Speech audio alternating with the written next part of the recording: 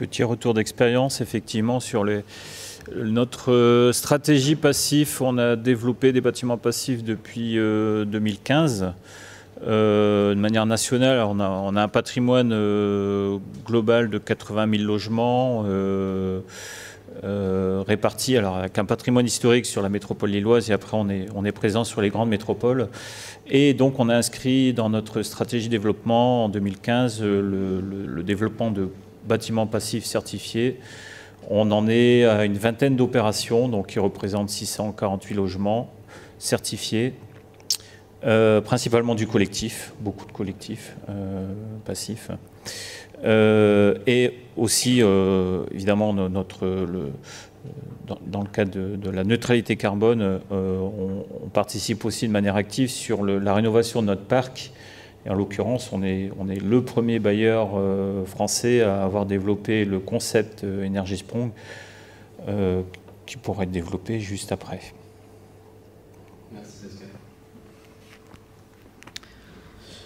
Donc nous, Solares Bawen, on est bureau d'études sur Strasbourg, on travaille essentiellement sur l'Est. Donc on a les premiers projets qui sont sortis dans les années 2008-2009. Après, c'est vrai que ça s'est accéléré ces dernières années. Voilà, le contexte est quand même un peu plus favorable aussi dans les grandes villes où il y a des zones à faible émission et avec des protections sur le côté qualité de l'air. Donc sur ce volet-là, on est aidé un petit peu par le contexte extérieur. Et c'est aussi un levier pour aller vers le passif. Donc on est vraiment moteur là-dessus. Et puis voilà, on a sorti pas mal de logements passifs, mais c'est vrai que ça a tendance à s'accélérer. Et voilà, donc voilà pour l'introduction. Eh ben, bonjour à tous. Et moi, pour ma part, je vais vous parler de la démarche EnergySprong. Donc merci à Passibat de nous avoir invités. Et puis je pense qu'on a en plus une table ronde assez bien équilibrée entre le maître d'ouvrage, le maître d'œuvre et puis moi qui suis plus sur la partie, on va dire, conseil AMO. Alors EnergySprong, c'est une démarche qui vise à rénover de manière massive et à un niveau très ambitieux le parc de bâtiments en France. Donc l'objectif, il est clairement affiché, c'est du niveau zéro énergie. On vise à d'abord réduire radicalement les besoins énergétiques des bâtiments avant d'y apporter une production d'énergie renouvelable pour le reste à consommer. Et donc ce zéro énergie, il se veut en consommation réelle et tout usage, y compris sur des usages qui sont de l'ordre du privatif, type électrodomestique ou autre. C'est l'entreprise Greenflex dont je fais partie qui la déploie en France. Et le but, c'est qu'on puisse massifier cette démarche-là. Et en tout cas, on cherche à activer un marché qui serait autour de ces rénovations zéro énergie et industrialisées, puisque on pense, en tout cas notre parti pris, c'est que l'industrialisation des solutions est une partie des réponses qu'on peut apporter pour répondre aux différents défis dont on va parler, je pense, dans cette table ronde un peu après. Alors, du coup, d'où ce qui est écrit, hein, c'est une méthode de rénovation zéro énergie industrialisée. Et aujourd'hui, pour vous donner un peu un ordre d'étape, on est à un petit peu plus que ça. On est à peu près à 1500 logements rénovés aujourd'hui en France, sur le format EnergySprong, entre les Hauts-de-France. Et d'ailleurs, je remercie Vilogia pour son implication, puisque Vilogia en détient un certain nombre, mais aussi également au Pays de la Loire, en Auvergne-Rhône-Alpes et en Bretagne. Voilà pour l'introduction. Peut-être qu'on peut préciser que la méthode EnergySprong, dans certains cas, peut se rapprocher du standard passif. Tout à fait. Se rapprocher, c'est pas exactement la même chose. C'est aussi pour ça qu'on les a différenciés sur cette présentation.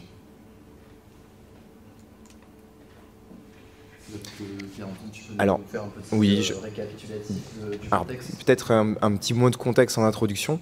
Alors effectivement, je ne l'ai pas précisé, mais EnergySprong se rapproche du passif et même, pour être très honnête, on s'est complètement inspiré des standards passifs dans le cahier des charges. En termes, quand je parlais de réduction des besoins, quand je parlais d'étanchéité à l'air, etc. Enfin, il y a tous ces sujets-là, on s'est vraiment calqué sur le niveau passif en rénovation. Donc l'idée est vraiment ça, c'est-à-dire pour faire du zéro énergie, l'idée c'est pas de tartiner d'énergie renouvelable, c'est d'abord de réduire radicalement, autant faire que se peut, les besoins énergétiques avant d'y apporter une production d'énergie renouvelable à demeure, et locale donc. Alors pourquoi peut-être c'est bien de commencer par le contexte parce qu'il faut qu'on se pose, enfin nous ce qu'on fait quand on réfléchit à tout ça, c'est qu'on se pose toujours la question du pourquoi. Là aujourd'hui il y a quand même, on est un peu, il y a 4 lames, alors on peut même les résumer en 2, mais on est quand même soumis à 4 enjeux qui sont assez assez chauds en ce moment et qui nous amènent, qui sont de plus en plus prégnants, quoi, concrètement, même dans le débat public, comme on le voit.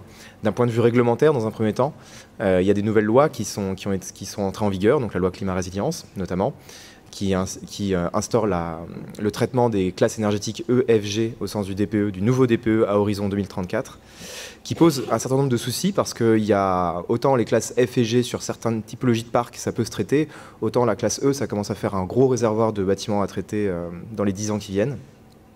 Et on a bien sûr en ligne de fond la stratégie nationale bas carbone, donc on a ce besoin de décarboner, stratégie nationale bas carbone qui va faire l'objet d'une 3e version, comme je pense que vous le savez tous.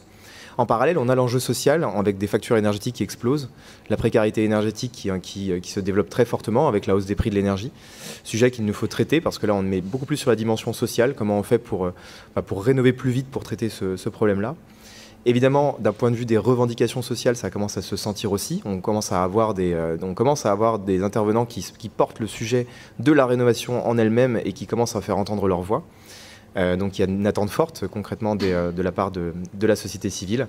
Et enfin, on a aussi un enjeu d'approvisionnement, et c'est vrai qu'on n'en parle pas souvent de celui-là, d'approvisionnement en termes d'énergie. On l'a vu avec l'éclatement de la guerre en Ukraine, hein, typiquement par rapport à tout ce qui est approvisionnement en gaz fossile, ça a posé beaucoup de questions. Il y a aussi beaucoup de maîtres d'ouvrage aujourd'hui qui sont un peu perdus face à ça, qui se disent qu'est-ce qu'il faut faire? Est-ce qu'il faut sortir radicalement du gaz ou pas? Ou est-ce qu'il faut compter sur la proportion de biogaz qui va forcément augmenter dans le réseau? Que faire concrètement? Comment on peut faire ça? Et l'enjeu, il est vraiment en termes de sécurité d'approvisionnement. Alors, je parlais du gaz, mais on peut aussi parler du réseau électrique, puisqu'on doit faire une décarbonation rapide, ce qui va forcément induire une électrification des usages massive. Et donc, si on met ça en parallèle avec la voiture électrique, qui va elle aussi commencer à prendre des pourcentages assez forts, on commence à avoir un enjeu de comment est-ce qu'on va pouvoir fournir, alimenter cette demande en énergie. Donc c'est pour ça que, à notre sens, la rénovation, et je trouve ça super que Passivat en fasse son thème, enfin un de ses thèmes cette année, on a besoin d'accélérer et d'effectuer un espèce de saut énergétique, c'est-à-dire de passer de l'image que vous voyez avec la répartition des classes DPE qu'on a aujourd'hui, à l'image de droite avec un parc qui serait en moyenne en classe B au sens du nouveau DPE. Alors, saut énergétique, en passant, ça signifie en hollandais, ça se dit Energiesprong. Donc, c'est évidemment pour ça que ce nom a été retenu. Et donc, typiquement, le sens d'Energiesprong, on sait, en fait, on vise un niveau d'ambition qui est extrêmement fort. Évidemment, tout le parc ne s'y prête pas. Et là-dessus, on en a complètement conscience. En fait, c'est une solution parmi d'autres. De la même manière, on ne pourra peut-être pas rénover tout le parc au niveau passif pour des raisons techniques, architecturales, constructives. En revanche, si on veut avoir un parc qui sera en moyenne en classe B en 2050, il va quand même falloir qu'on sorte des étiquettes A. Parce qu'on sait que d'un point de vue constructif et architectural, il y a des bâtiments qu'on ne pourra pas emmener au-delà de la classe C, pour des raisons aussi de classement, pour des raisons d'architecture. Donc il va falloir qu'on ait quand même un gisement de bâtiments qui atteigne la classe A si on veut que le gisement d'économie soit atteint. Et donc c'est un peu l'idée d'Energiesprong, c'est de faire émerger ce segment de marché-là et qu'on puisse demain apporter des questions aux barrières que ça pose. Donc, ce que je comprends, c'est qu'Energiesprong ne vise que la classe A. Alors oui, parfait. Que la classe A. Merci. Attaquons le point de vue utilisateur. Pascal, si tu peux. Alors pour revenir sur le sujet effectivement de la table ronde, la double flux en logement collectif, et puis on parlera effectivement aussi de la double flux dans le cas d'Energiesprong, parce que les projets Energiesprong, on vient aussi intégrer une double flux dans le logement. Alors quand on m'a posé la question d'avoir un retour d'expérience de la double flux en logement, je me suis dit mais qu'est-ce que je vais bien pouvoir raconter? Parce que c'est ça qui est intéressant, c'est que si tu la raconter, c'est que c'est ça. Bien, en fait. Et là, je me suis dit, il y a quelque chose pas de nouvelles, bonne nouvelle. Alors, on a quand même effectivement fait quelques enquêtes sur nos 650 logements passifs livrés. On a, alors, sans que ça soit vraiment formalisé et ciblé double flux, mais on a quand même un retour d'expérience de l'usage du bâtiment passif qui est relativement intéressant. Le premier point, alors évidemment, c'est le nerf de la guerre, c'est la facture énergétique des logements, enfin des résidents, qui est drastiquement diminuée. Encore plus aujourd'hui, depuis un an, là, effectivement, quand on a l'occasion de croiser certains locataires, effectivement, le premier sujet, c'est la facture énergétique, qui est vraiment baissée. En termes de confort, alors, le passif, hein, je vais peut-être pas vous apprendre grand-chose, mais le confort thermique qui est vraiment uniforme dans l'ensemble du logement, on n'a plus de parois froides. Il y a certains locataires qui nous disent on a l'impression d'avoir un logement plus grand, donc tous les mètres carrés finalement du logement sont exploités de manière optimisée. On peut se mettre contre la vitre, on n'a plus cette sensation de parois froide. La double flux permet de supprimer les radiateurs, donc on a aussi un gain de place pour pouvoir poser le mobilier. On est résilient en termes de confort, que ce soit en hiver ou en été. On est résilient aussi dans le sens où on va moins intervenir sur ce patrimoine. Le patrimoine, il est déjà quelque part en 2050 ready. Donc on imagine, en tout cas aujourd'hui, ça fait 7 ou 8 ans qu'on fait du bâtiment passif, on n'imagine pas une opération de rénovation sur ce patrimoine.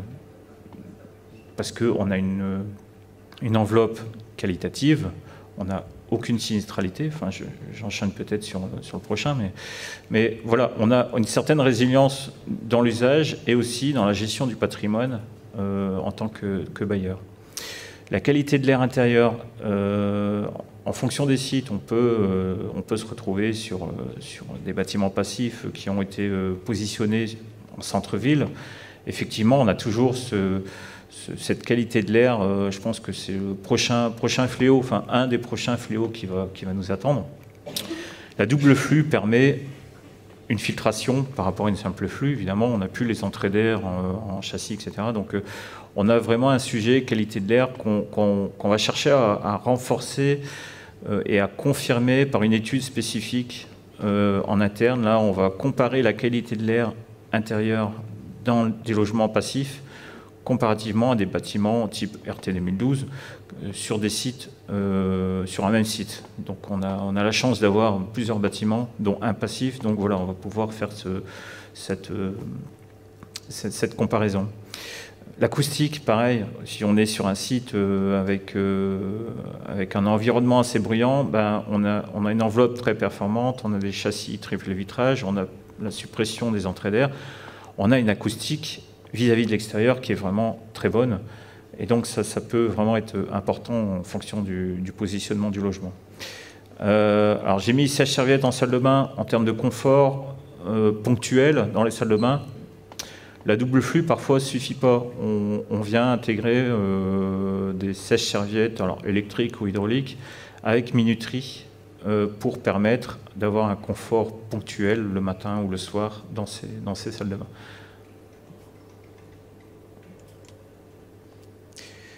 Le point de vue maîtrise d'ouvrage, comme je disais tout à l'heure, les premiers bâtiments passifs, on les a développés en 2015. À l'époque, c'était un petit peu compliqué de trouver des produits. Finalement, on avait une gamme assez limitée au niveau de la double flux, les CTA. On avait beaucoup de produits allemands, autrichiens, qui n'étaient pas forcément commercialisés en France, avec le marquage NF, etc. C'était encore, en 2015, en tout cas pour des bâtiments collectifs, c'était encore assez compliqué. Là, aujourd'hui, on a vraiment une gamme, que ce soit les isolants, que ce soit les menuiseries triple vitrage. Pareil, en 2015, c'était pas donné. On se rend compte que le delta du prix entre un double et un triple, finalement, il se réduit petit à petit aussi au fil des années. Combien aujourd'hui le surcoût, le surcoût en triple vitrage par rapport à ça? je dirais 15-20% peut-être. Okay. Ouais, sur le poste, sans rentrer dans le détail, mais de cet ordre-là, ouais.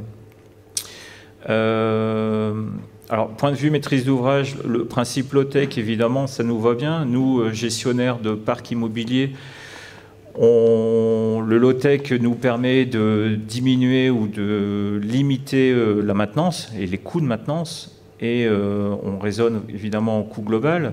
C'est quels sont les équipements que je vais devoir remplacer, quelle est leur durée de vie. Les pompes à chaleur, effectivement, on en parle beaucoup depuis l'arrivée de la RE 2020. Moi, je m'interroge.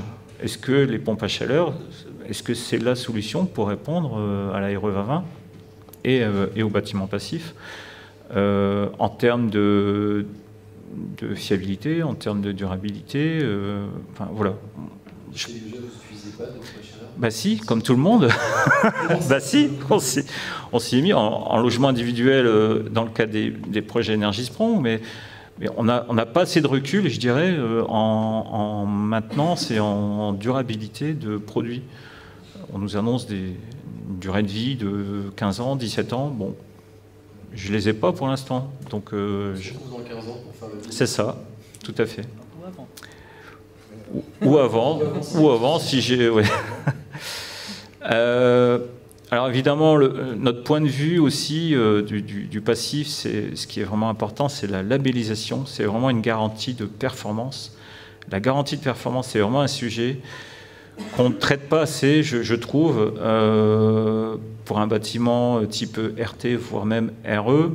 Finalement, on n'a pas forcément mis l'accent sur la responsabilisation de tous les intervenants en termes de performance énergétique, qu'on soit en phase conception, que ce soit l'architecte, le thermicien, le BET, ou en phase chantier, peut-être même encore plus en phase chantier. Est-ce que c'est bien mis en œuvre? Est-ce que j'ai la bonne épaisseur d'isolant sous ma dalle? Enfin voilà. Et tout ça, la labellisation, systématiquement, nous, on l'a fait en 2 temps, conception, fin de chantier, pour finalement garantir ce qui a été réalisé sur le chantier, avec un dossier complet de suivi de chantier, etc.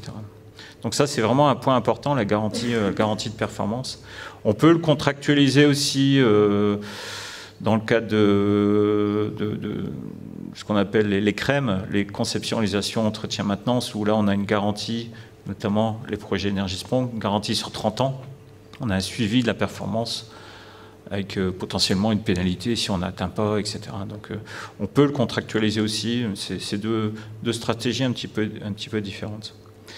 Alors l'approche en coût global, évidemment, c'est ce que j'évoquais tout à l'heure, une enveloppe très performante et qualitative, pas de pont thermique, pas de fuite. Au jour d'aujourd'hui, sur 20 opérations livrées, j'ai 0 sinistre. J'ai pas de pont thermique, j'ai pas de fuite. Donc on est vraiment sur une enveloppe très qualitative. Et ça, le bailleur, il aime bien, parce que, comme je disais tout à l'heure, hein, on n'a pas de programmation de rénovation dans les 30 prochaines années sur ces bâtiments. La capacité résiliente en confort d'été ou confort d'hiver, c'est ce que j'évoquais tout à l'heure aussi, les périodes caniculaires qui vont nous attendre. Bah, le passif permet aussi de répondre au confort d'été, quand c'est bien géré, avec protection solaire, avec l'inertie, avec l'enveloppe thermique, évidemment. On est prêt, je dirais, à ce qui nous attend en termes de climat. La décarbonation, alors c'est vraiment un sujet, décarbonation et RE 2020.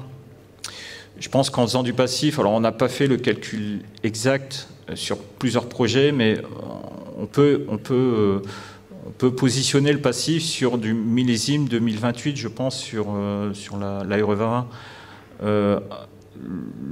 L'effort que il nous reste à faire, c'est de travailler sur l'IC construction, l'impact carbone lié à la construction, donc dans les choix de matériaux, puisque au jour d'aujourd'hui, pour des questions économiques, on n'a pas bouleversé la manière dont on construisait des bâtiments. Donc on a une grande majorité de béton encore, sur les 20 opérations qui ont été livrées, pour des questions économiques, parce qu'on a quand même un surcoût, le fait de faire du passif. Alors, rajouter encore un surcoût biosourcé au bois, c'était un petit peu compliqué. Donc voilà, on a vraiment pris la stratégie de la sobriété et de la performance. Le prochain défi, c'est de continuer à faire du passif, mais en biosourcé. Donc ce sera du bois, ce sera du béton bois. Et donc travailler sur cette IC construction pour encore anticiper la réglementation française. Ce qui est pas mal appliqué aujourd'hui par le bailleur social de Toit Vosgien, si je ne me trompe pas. Oui, tout à fait, Toit Vosgien. On a une culture du bois dans les Hauts-de-France qui est un peu moins fournie que le Toit Vosgien. Donc mais voilà, ça émerge, ça arrive. Alors, petite indication aussi sur la métropole européenne de Lille, on nous a autorisé une majoration de loyer sur le fait qu'on faisait du passif. Donc on a une majoration de loyer conventionnée, évidemment, de 10% depuis cette année. Alors, on a été à 5 ou 6%. Il y avait 5% pour le HPE 2012, 6% THPE 2012. Et quand on faisait du passif avant la RE 2020, on avait 7%. Et là, on leur a présenté un certain nombre de projets sur la métropole et ils nous ont accordé une majoration de 10%. Alors, c'est pas grand-chose, mais finalement, dans l'équilibre économique de l'opération, c'est quand même intéressant. Et le fait que les factures énergétiques sont vraiment très très basses par rapport à un bâtiment lambda, ça reste quand même relativement acceptable et accepté par les résidents. S'il y a des valeurs sociaux, d'autres valeurs sociaux dans la salle, peut-être que quel est le processus pour obtenir cette autorisation de majoration de loyer? J'ai pas l'info sur est-ce qu'il y a d'autres métropoles ou d'autres municipalités qui nous octroient ce type de majoration. J'ai pas l'information. On a mis un certain temps, il y a quelques années, à leur expliquer ce que c'était qu'un bâtiment passif et quel était l'intérêt pour le locataire d'être dans un bâtiment passif. On a mis du temps à leur faire comprendre le lien et pourquoi on était au-dessus de la réglementation actuelle. En l'occurrence, c'était la RT 2012 et HPE, THPE. Ça a mis un peu de temps. C'est le service Habitat de la métropole européenne de Lille qui nous octroie. C'est du logement conventionné, donc c'est du PLAI ou du plus, hors en rue, etc., hors financement, autre. Donc voilà, on le prend en compte, on l'intègre. C'est que sur le territoire de la métropole, pas sur les autres territoires. Effectivement, j'abonde dans le sens par rapport à la labellisation et le fait que ce soit une garantie de performance. Ça, c'est quelque chose qui est vraiment très, très important quand on fait un projet, puisque ça sécurise en fait toutes les étapes pour, comme il a expliqué, s'assurer qu'à la fin, on a un objectif atteint. Et sur la slide d'avant, sur les radiateurs, donc en fait, on n'est pas obligé de faire du chauffage par l'air sur la double flux, c'est possible. Dès lors qu'on est dans un bâtiment passif, ça se justifie puisque on a des très faibles besoins. Mais on peut aussi faire de la double flux plus traditionnellement. À ce moment-là, on perd cet intérêt de gain de place.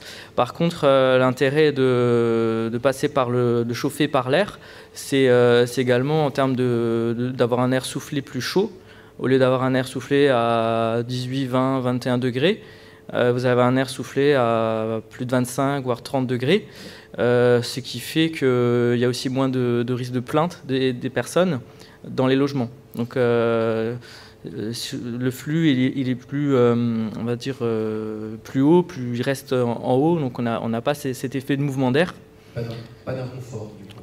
En tout cas beaucoup moins, et donc ça c'est un intérêt supplémentaire, parce qu'en simple flux, il faut savoir qu'on a souvent on travaille pas mal avec des promoteurs, et on vient souvent nous voir à la fin en disant « Ah mais j'ai beaucoup d'air froid qui rentre, c'est normal, ça consomme beaucoup. » Donc on est obligé d'expliquer que oui, il faut ventiler le logement, c'est normal. On a de l'air à -5 qui rentre, c'est comme ça, c'est prévu.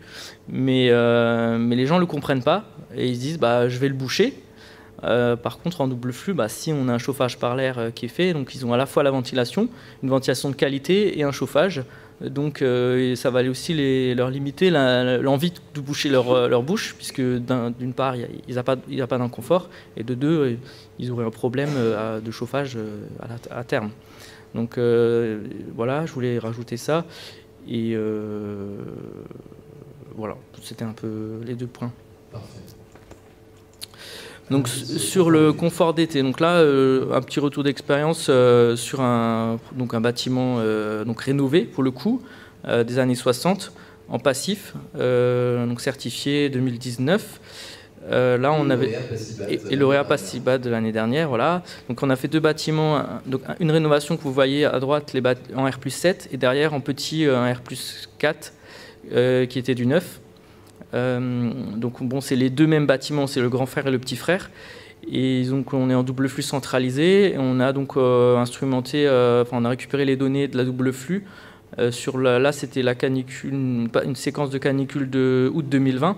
On était autour de 35-36 degrés sur Colmar pendant une grosse semaine. Et donc en fait, vous voyez en orange l'air repris, donc c'est-à-dire que vous avez une variation journalière d'à peu près 2 degrés entre le matin à 5-6 heures où c'est le plus frais et en fin de journée, on est monté à je vois plus bien 28. Donc c'est une température, on va dire, de 10 degrés quasiment inférieure à ce qui était à l'extérieur. Donc on n'a pas du tout de plainte dans ces logements-là, c'est vraiment apprécié. Et l'intérêt donc de la double flux aussi, c'est donc vous le voyez en vert, c'est l'air soufflé. Vous voyez la nuit, on souffle à la température extérieure, et la journée, vous soufflez à une température bien plus fraîche que ce qui se fait dehors. Donc on souffle autour de 29 au maximum. Donc là, ici, sur cette opération, ça suffit en termes de confort. Après, on ne sait pas dans 20 ans, quand il va faire 45 degrés, comment ça va se passer. Je voulais te demander si les épisodes de canicule deviennent plus longs.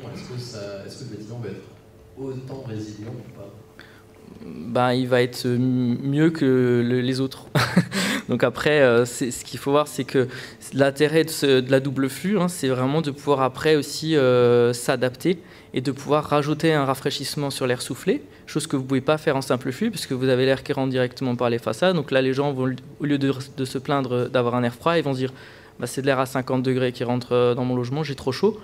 Là, on va pouvoir mettre du rafraîchissement adiabatique ou de la détente directe pour souffler un air à 20, 21 degrés, voire même un peu plus frais, pour pouvoir apporter un petit peu de puissance. Et on sait que la puissance de froid, ça se fait dans la durée. Vous n'avez pas besoin d'une grosse puissance ponctuelle. C'est quelque chose, si vous diffusez le rafraîchissement pendant un certain temps, en fait, la puissance, elle fait refroidir le bâtiment et donc lutter ce phénomène d'escalier qui se fait au fil des jours lors de la canicule. La double flux centralisée permettrait, dans le futur, si c'était nécessaire, de rajouter une petite climatisation, si je t'en dis. Climatisation, c'est un grand mot. Un complément de rafraîchissement. Au-delà du free cooling qui est de base intégré. Free cooling qui consiste à ouvrir les fenêtres la nuit pendant Tout à fait. l'été. En plus de la double flux qui, elle, le fait même par le bypass. Voilà. Après, juste dernier point, après je laisse la main, c'est le fait que aujourd'hui on voit encore plus de 95% des logements qui se construisent en simple flux. En fait, c'est une autre façon de construire. Donc ces bâtiments qui vont être maintenant pendant plusieurs dizaines d'années en simple flux, ils ne seront pas convertis. Parce qu'on a des toutes petites gaines techniques, c'est pas la même façon de concevoir les bâtiments. Et donc aujourd'hui, quand on construit en double flux, c'est aussi dans du long terme, c'est voir à long terme, parce que je pense que dans 100 ou 150 ans, on construira qu'en double flux. Donc les bâtiments qu'on construit maintenant en simple flux, ça sera un peu un handicap pour eux. Et il faudra trouver des solutions autres, coûteuses, de les convertir à une ventilation plus vertueuse. Okay. Donc voilà, j'encourage à construire plus intelligemment maintenant, alors qu'on sait ce qu'il faut faire. Peut-être une toute petite question. Est-ce que tu peux préciser l'intégration technique, parce qu'on est dans du collectif, donc sur la partie extraction, je vois bien, mais sur la partie apport d'air neuf, comment est-ce que vous avez intégré techniquement Est-ce que c'est un système centralisé? Est-ce que c'est des systèmes individuels? Donc pour faire simple, ici on a une centrale qui se trouve au rez-de-chaussée, au sous-sol. On a 3 centrales, une par cage d'escalier. Il y a 3 cages d'escalier, donc 3 fois 16 logements. Et l'extraction c'est classique, salle de bain, cuisine, et on descend tout ça dans le sous-sol. Après le soufflage se fait sur le même principe que l'extraction, sauf qu'on vient remonter dans une gaine technique principale dans l'entrée, au niveau du placard de l'entrée, qui vient donc là il y a une batterie chaude. C'est un placard qui fait à peu près 1,20 m par 60 cm, où vous avez donc la batterie chaude, la régulation, le compteur de chauffage et donc la gaine principale. Et ensuite, on vient diffuser dans un faux plafond de 20 cm. On descend à 2,30 m dans le logement. Est-ce que l'idée existait déjà, parce que c'est une rénovation? Alors là, c'était une grosse rénovation. On a tout enlevé. Enfin, on a gardé l'ossature du bâtiment. Il y a eu un désamiantage complet qui a été fait. Et donc, on a les gaines techniques, on les a recréées en fait de toutes pièces. C'était pas un site occupé. Voilà. Merci. On va bénir. pour la conception de la double flux? Alors, c'était moi ça? En tout cas, Ouais, je pense que c'est. Alors, je vais peut-être. Je te laisse peut-être commencer et je pourrais apporter un. Merci. Alors, en logement collectif, intégrer une double flux, il faut l'anticiper. C'est-à-dire, dès le premier coup de crayon de l'architecte, il faut que le thermicien puisse vérifier le cheminement, le positionnement du local CTA. Ça prend de la place, ça prend de la surface sans loyer pour nous, donc ça à prendre en compte aussi dans la conception. Mais surtout, c'est comment je viens distribuer l'ensemble de mes logements en air neuf, en air extrait. J'ai des croisements, j'ai des parties communes, j'ai des gaines verticales. Quels sont les impacts économiques? J'ai des faux plafonds que je n'ai pas forcément tout le temps en logement. Quelle hauteur entre dalles je dois prévoir? Est-ce que je peux rester à 2,50 m? Nous, on essaye parce que augmenter de 20 cm les hauteurs entre dalles, c'est 20 cm de façade en plus, etc. Donc il y a un réel surcoût. Donc on essaye de vraiment limiter les impacts techniques de cette intégration de double flux. Donc on travaille avec du BIM parfois pour se creuser un peu la tête et vraiment s'assurer du prédimensionnement des réseaux, les croisements, etc. On sait que ça fonctionne et puis on essaye de limiter effectivement les impacts économiques. Donc au-delà des prouesses techniques, c'est d'abord une parfaite collaboration entre l'architecte, le bureau d'études, en phase conception. C'est avant les choix techniques, avant aller chercher des produits pointilleux, etc. On est vraiment sur de la réflexion et beaucoup de bon sens, mais vraiment des points d'attention très en amont du projet. Tu peux peut-être enchaîner sur les projets Énergie-Sprong avec d'autres contraintes. On est en site occupé, on a un produit un peu différent. Vas-y. Oui, merci. Alors, du coup, je pense que là, on a pas mal parlé des retours d'expérience de la double flux et je pense qu'on est tous d'accord en termes d'économie d'énergie, de confort. Il n'y a pas de sujet là-dessus. Et d'ailleurs, c'est aussi les retours des locataires sur les projets qui en ont été équipés, qui sont très positifs. Maintenant, le sujet, évidemment, c'est celui qui n'a pas été abordé, c'est la question du prix. Parce que aujourd'hui, si on est tous d'accord pour se dire qu'il faut qu'on massifie la double flux, le fait est qu'aujourd'hui, ce n'est pas le cas. C'est-à-dire qu'on en a parlé au début, c'est moins de, combien tu disais, 3 ou 4% en logement neuf. En rénovation, c'est évidemment beaucoup moins que ça. Et encore, là, je parle, à mon avis, c'est plus de l'individuel, parce qu'en collectif, ça doit être même encore en dessous de ces seuils-là, à mon sens. Donc la question, c'est comment est-ce qu'on a une approche un peu différente pour pouvoir réussir à faire baisser les prix. Et c'est un peu l'idée d'Énergie-Sprong. Alors peut-être que je peux te laisser passer à celle d'après, parce que voilà. Donc en fait, cette idée de prix, donc évidemment, c'est ce qu'on l'a un peu abordé. Alors sans occulter, quand je parle de baisser les prix, il y a quand même toujours un peu une question de double discours. C'est-à-dire qu'il faudrait qu'on puisse faire en sorte d'en baisser le prix de cette double flux pour qu'on puisse la massifier beaucoup plus largement. Cela dit, il faut quand même, évidemment, on ne pourra pas arriver au même prix qu'une simple flux. Et il faut aussi, en parallèle, travailler avec les maîtres d'ouvrage pour leur faire comprendre que si on vise plus de performance, ça va nécessiter forcément, à un moment donné, plus d'investissement et qu'il faudra forcément y recourir dans les 30 ans qui sont devant nous, concrètement. Ça, on ne pourra pas y échapper. C'est ce que je disais tout à l'heure. Par contre, on peut quand même leur montrer qu'on peut aussi compter un peu différemment. Typiquement, être beaucoup plus sur une approche en coût global. Et je pense que c'est l'exercice que fait Veolia d'une certaine façon. C'est de raisonner non pas uniquement sur la partie investissement, mais quel est le coût global de la pose d'une double flux sur l'ensemble du cycle de vie de mon projet. Donc déjà le fait que je n'ai pas besoin d'y revenir dans les 30 années à venir, le fait aussi qu'en termes de maintenance c'est maîtrisé, la sécurisation des loyers du fait que les factures énergétiques des locataires sont maîtrisées, etc. Et c'est aussi en ayant un peu ce discours-là qu'on peut commencer à faire consentir à des investissements plus élevés et donc à massifier des procédés qui sont plus vertueux.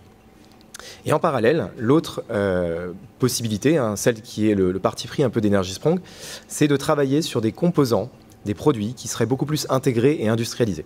Parce qu'aujourd'hui, donc, alors sur l'image que vous voyez à l'écran, pardon, vous avez deux photos. La première photo de gauche, c'est un des tout premiers projets Energiesprong réalisés aux Pays-Bas en 2012.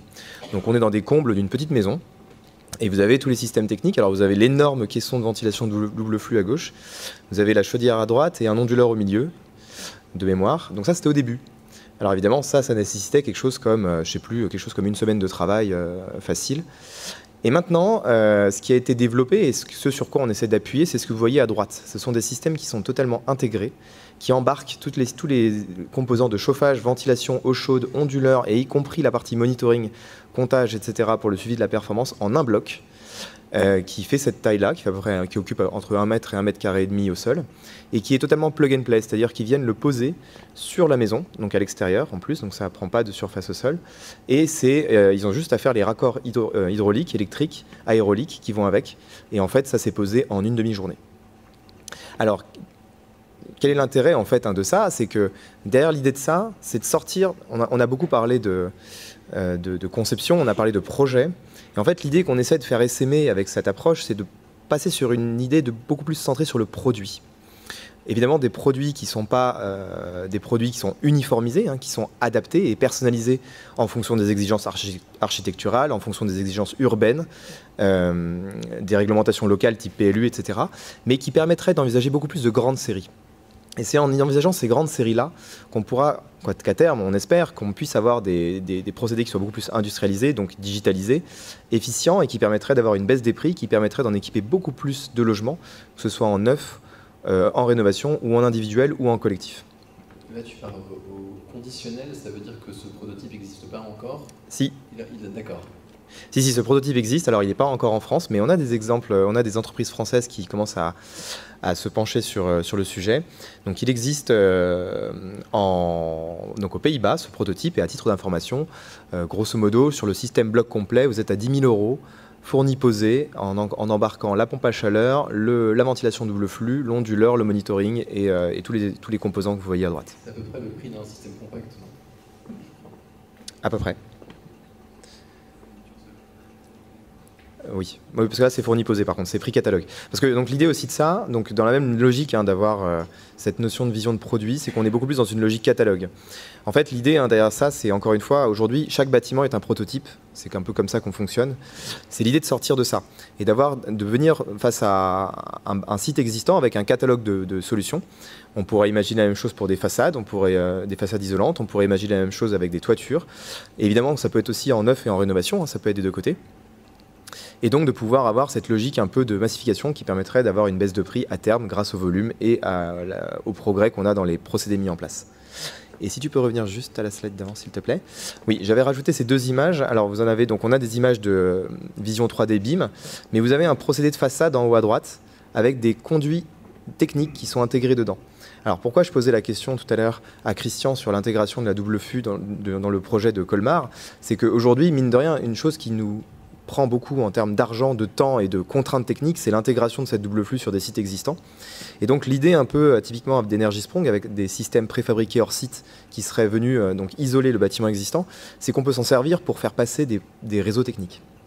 Et donc par exemple, amener des conduits d'air neuf qui permettraient d'assurer le soufflage, par exemple en tableau de menuiserie juste en dessous, et donc qui permettraient de ne pas avoir à passer ces réseaux à l'intérieur du logement, et donc de faire les travaux potentiellement en site occupé.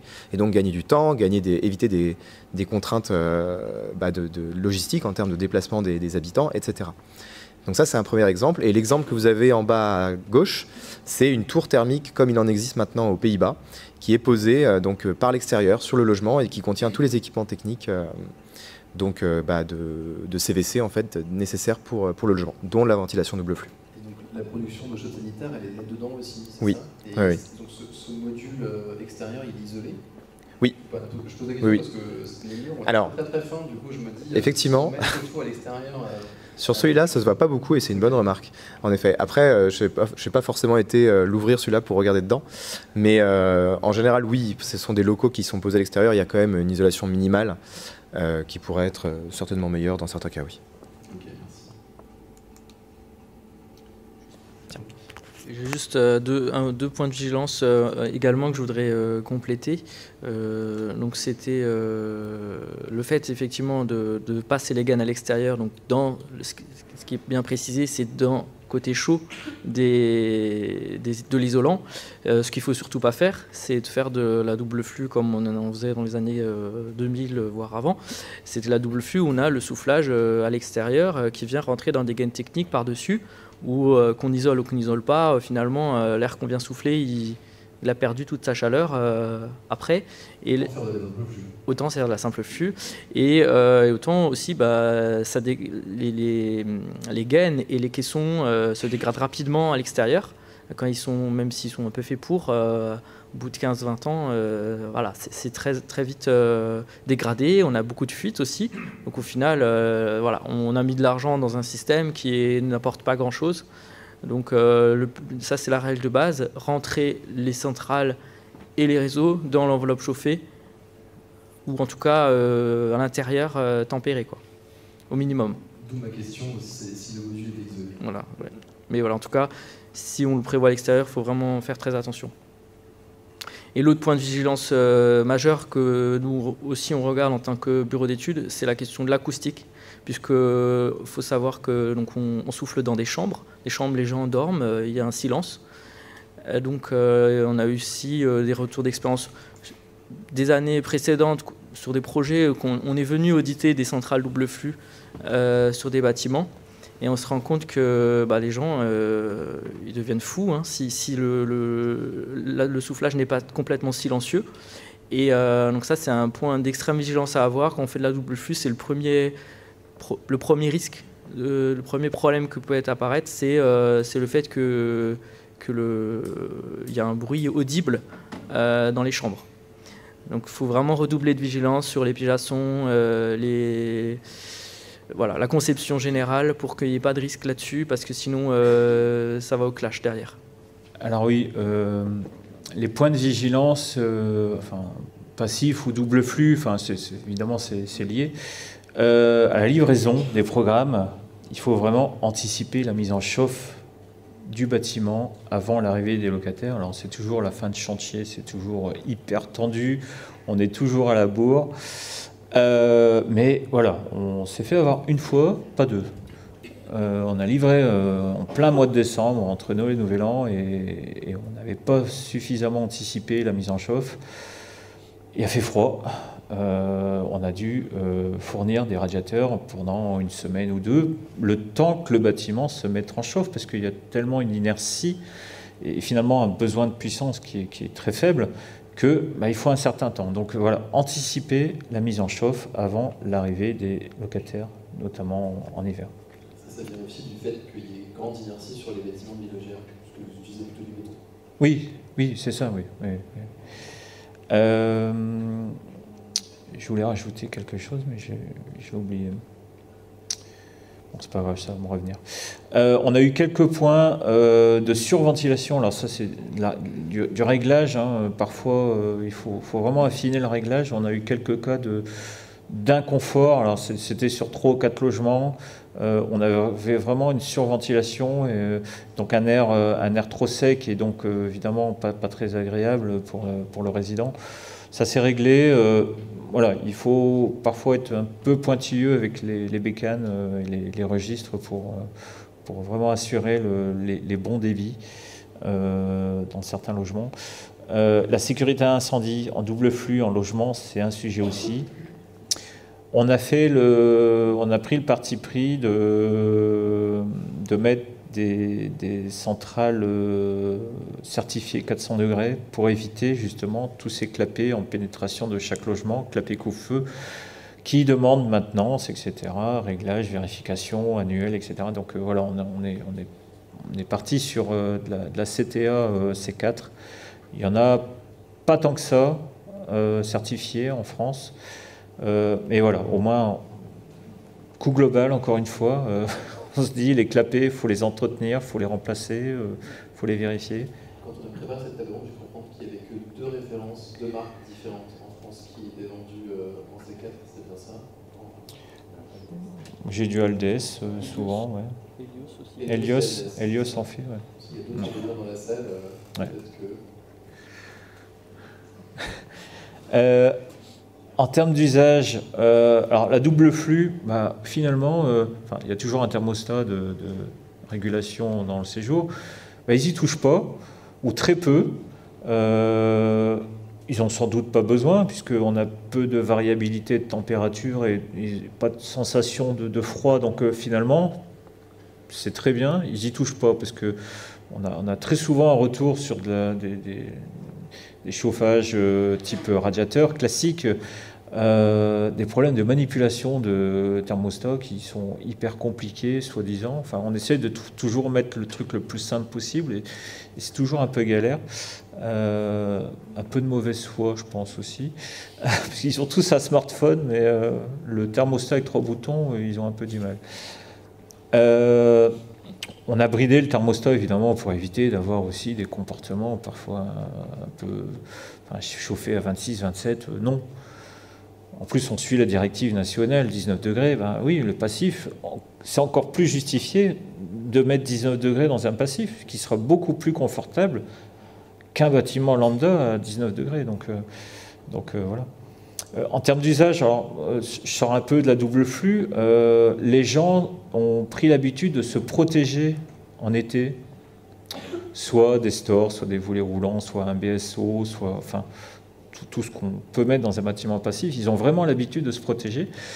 Il y a encore du travail sur l'hiver ou sur la mi-saison, sur les journées ensoleillées où il fait froid.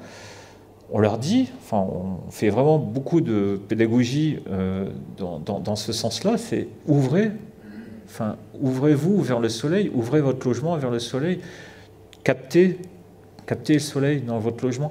Et ça reste encore un peu compliqué en termes d'usage. Ouais. On rappelle à chaque fois, moi des fois je passe dans des bâtiments en octobre, il fait froid, et il fait un beau soleil. Je regarde face là-dessus, pouf, fermé. Dommage. Tous les gains, voilà, il faut donc vraiment insister sur l'utilisation. Il n'y a rien de compliqué. En soi, la double flux, il n'y a pas de manip, donc il n'y a pas grand-chose à faire. Mais voilà, ce qui est vraiment important dans l'usage, c'est je me protège en été et je me découvre en hiver. Juste le retour d'expérience sur le bâtiment de Colmar qu'on a vu avant en confort d'été. Nous, pour répondre à cette problématique, nous, on avait fait le choix de ne pas mettre de protection solaire, justement, d'avoir juste les balcons. On avait des balcons d'1,90 m, je crois 1,90 m de profondeur. Et donc on n'a que des stores intérieurs occultants. Ce qui fait que, en fait, on a aussi réglé ce problème du mauvais usage des protections solaires ou des volets roulants en hiver. Et donc le bâtiment, on est à 7 kWh par mètre carré par an de chauffage, puisque du coup, il n'y a pas de problème, on va dire. Le soleil rentre quand il peut, en hiver. Il n'y a pas d'occultation activée. Voilà, c'est ça. Bon, après, il faut faire très attention avec de ne pas en mettre, justement, parce que ça peut être très dangereux. Il faut vraiment savoir ce qu'on fait. Juste un point également sur l'histoire de l'air trop sec. Donc, il faut également préciser que le débit de ventilation n'est pas le même entre le simple flux et double flux, puisqu'en double flux, vous êtes régi par l'arrêté de mars 82-83, donc avec des débits de ventilation on va dire, calqués sur l'autoréglable. Et par rapport au simple flux, c'est un avis technique. Donc là, vous êtes sur des débits beaucoup plus bas. Donc, ce qui fait que d'une part, la qualité de l'air est meilleure en double flux, mais également il y a le problème que si un air extérieur est trop sec, vous favorisez l'assèchement de l'air à l'intérieur. Chose que ne fait pas la simple flux. Mais il faut savoir qu'il y a un écart de l'ordre de 30 à 40% des débits entre les deux. Voilà, je ne sais pas si... Alors, du coup, là, je voudrais présenter un petit retour d'expérience sur une opération également donc près de Colmar, où on avait donc 33 logements répartis en 3 bâtiments, 2 bâtiments en RT 2012 moins 30%, donc équivalent RE 2020, et un bâtiment passifs. Donc c'était les 3 mêmes bâtiments, deux qui étaient en RT 2012-30 et le dernier était en passif. Donc on a fait tout pareil. Et ce qu'on s'est rendu compte, c'est que le surcoût, c'est de l'ordre de 116 € par mètre carré au global, tout compris, hein, pas la double flux seule, mais de l'ordre de 5,6%. Donc ça, c'est des prix de février 2023, donc c'est tout frais. Voilà, c'est vraiment les mêmes projets. Alors, on a creusé quelle est l'explication de ces écarts. Donc vous voyez à droite, en gros, on a 2/3 qui est lié à la double flux, enfin en tout cas au lot CVC. Ensuite, vous avez également les lots menuiserie extérieure avec forcément de la performance supplémentaire. Je vois plus autour de 24 € du mètre carré supplémentaire. Et après, on avait des petites choses comme les menuiseries intérieures avec donc des placards techniques. Quand j'ai expliqué qu'on crée des gaines techniques qu'il faut ouvrir pour pouvoir mettre ces équipements, ça crée un surcoût. Donc là, également un petit peu. Et l'isolation qui reste vraiment très faible. Donc quand on regarde dans le détail, la ventilation, on était autour de 6 300 € par logement, versus simple flux à 1061. Donc c'est vraiment le gros élément qui différencie les deux types de bâtiments. Et l'émission, donc dans le premier cas, en RT 2012-30, on est sur du radiateur, et sur la version passive, on est sur du chauffage par l'air. Donc là, on avait un gain de l'ordre de 350 € en enlevant l'émission. Mais ça peut paraître peu, mais en réalité, le chauffage par l'air avec les batteries, les chauffagistes le chiffrent quand même de manière conséquente. Ils sont plus habitués aux radiateurs, donc il y a aussi peut-être un effet là-dessus. En tout cas, donc l'un dans l'autre, on enlève les systèmes de chauffage, on gagne 350 € et on met une double flux, ça fait plus 5 000 €. Donc en gros, 5 300, donc ça fait l'ordre de 5 000 € de supplémentaire sur cette opération. Voilà. Donc entre la double flux pour un bâtiment passif et un classique. Ouais. Je sais pas si... C'est rassurant d'avoir 5,6% en 2023, parce que nous, notre retour d'expérience du surcoût, alors on l'a basé sur une bonne partie de nos 20 opérations, comparativement à du RT 2012. Et on était entre plus 15 et plus 17%. Donc là, RE 2020, l'écart se creuse. C'est une bonne nouvelle. Ça m'énuise. Oui, on se doutait, hein, forcément, on fait évoluer la réglementation avec les contraintes, etc. Donc l'écart diminue. Nous, la double flux, alors évidemment, ce que j'évoquais tout à l'heure, hein, 30% en investissement par rapport à du RT 2012 ou du RE 2020 sur le poste chauffage, ventilation. Voilà, c'est un des postes de surcoût qu'on a identifié dans nos 15%.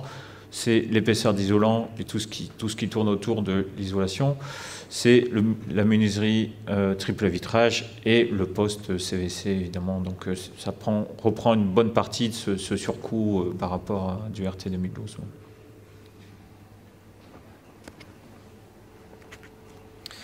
Non, et du coup, par rapport à Energy-Sprong, donc je reviens sur ce que je disais tout à l'heure, un raisonné en coût global. Sur certaines opérations, on a vraiment, en plus...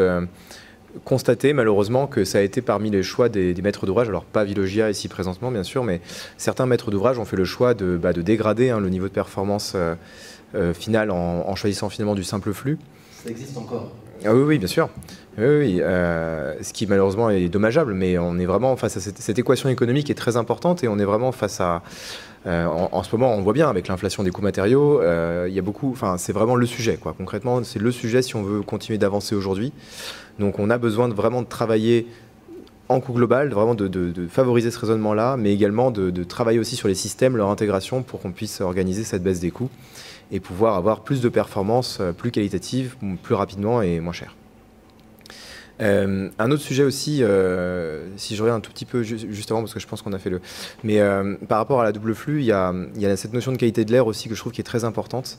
On l'a vu depuis la crise Covid, hein, les réflexions autour de la santé humaine sont de plus en plus prononcées.